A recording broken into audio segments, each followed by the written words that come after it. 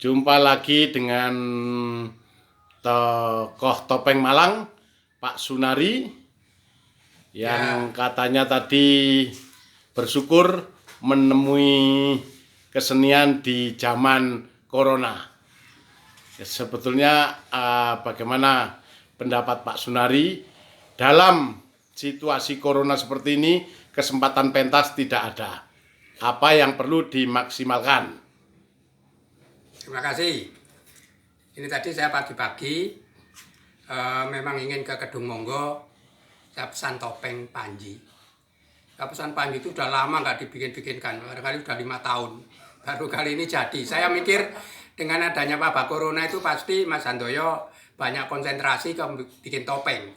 Ternyata betul, saya pesan 3 hari udah selesai. Ya. Setelah saya kesini, saya melihat produksinya cukup melimpah. Jadi patut disyukuri bahwa di dalam situasi wabah corona ini, ternyata tidak semua negatif, ada positifnya. Dampak positifnya banyak. Satu contoh, Kedung Monggo ini produksinya melimpah. Bapang ini saya lihat ada 10 lebih bapang. Jadi barangkali kalau saudara, bapak, ibu, adik-adik yang menari mau beli topeng bapang, kebetulan bulan ini lagi melimpah di Kedung Monggo. Stok banyak, beli aja. Tapi yang penting kenceng, jangan diutang. Ya. Harus kenceng karena ini sudah lama nggak ada pentas, ngajar juga nggak ada. Sama situasinya, semua seniman mengalami itu. Tapi bersyukur Kedung Monggo produktivitas meningkat.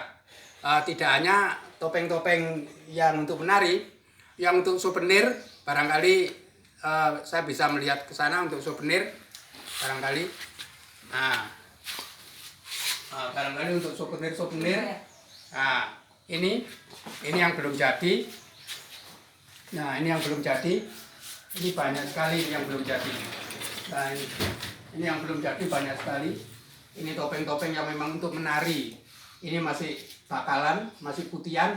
Ini yang untuk souvenir banyak sekali. Ini sudah. Nah, ini nanti jadinya seperti ini.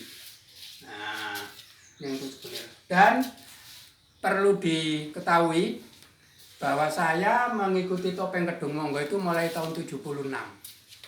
Jadi mulai Pak Taslan, bapaknya Handoyo, ini Pak Handoyo masih hidup, teman saya, Mbak Mun itu masih muda, sampai sekarang saya ngerti ternyata perkembangannya tidak semakin merosot tapi semakin meningkat.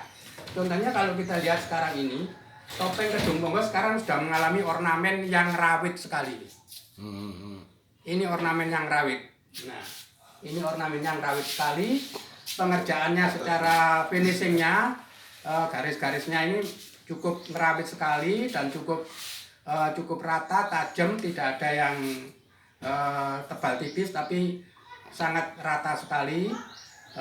Ornamennya cukup merawit dan ini sudah memenuhi kriteria sebagai karya kerajinan yang kualitas tinggi, ya. Kualitas tinggi, atau istilahnya dalam bahasa kerajinan itu yasan, bukan kodean atau kodenan, itu bukan. Artinya kan dulu yasan. Juga Pak Taslan berguru ke sana ke sini bagaimana mencampur cat dari awal yang seperti itu, kemudian perkembangan cenderung lebih bagus, ya. Ini warisan Pak Taslan memang sudah bagus waktu itu tahun 70-an, 80, karena Pak Taslan banyak bergaul dengan teman-teman akademi seni rupa waktu itu. Juga sanggar di luar Jawa seperti Bali, Jogja, Cirebon, Madura. Begitu turun ke putranya Mas Handoyo dan Suroso yang lain, ternyata semakin bagus, tidak semakin merosot. Ornamennya semakin jelimet, semakin ruwet, semakin rumit.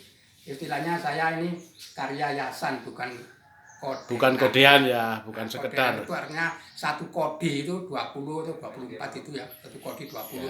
Tapi ini karya yasan, sebetulnya harganya juga harus lebih karya yasan. Nah, inilah pengalaman saya ini tadi berkunjung ke Kedung Monggo.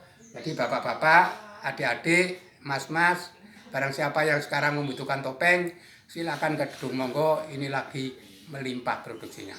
Terima kasih. Sami-sami, terima kasih. Salam budaya, Pak Sunari. Salam budaya. Rahayu. Rahayu.